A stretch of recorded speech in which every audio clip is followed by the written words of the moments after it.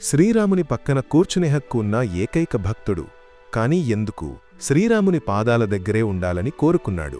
Welcome to the Hanuman series, the untold secrets of the immortal warrior. అయోధ్యలో శ్రీరాముని పట్టాభిషేకం ఘనంగా జరిగింది. రాజ్యమంతా ఆనందంతో మునిగిపోయింది. అందరూ తమ తమ హోదాలను బట్టి రాచమర్యాదల ప్రకారం వారికి కేటాయించిన ఆసనాల్లో కూర్చున్నారు. రాజసింహాసనంపై శ్రీరాముడు కూర్చున్నాడు. ఆయన పక్కనే సీతాదేవి, లక్ష్మణుడు మరియు ఇతర మహానుభావులు గౌరవస్థానాల్లో కూర్చున్నారు. ఆ సమయంలో మహాభక్తుడు హనుమంతుడు సభలోకి వచ్చాడు.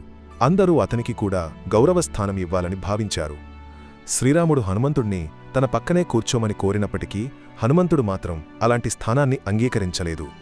నిశ్శబ్దంగా వచ్చి శ్రీరాముని పాదాల వద్ద కూర్చున్నాడు. అది చూసి అందరూ ఆశ్చర్యపోయారు. ఎందుకంటే అతనికి శ్రీరాముని పక్కన కూర్చునే హక్కు ఉంది.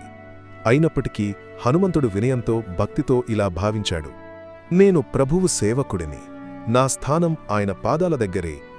రామదాసుగా సేవ చేయడమే తనకు అత్యున్నతమైన పదవి అని ఆయన నిరూపించాడు.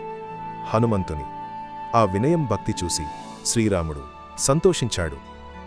మీకు ఈ కథ నచ్చితే కామెంట్స్లో జై హనుమాన్ అని టైప్ చేయండి.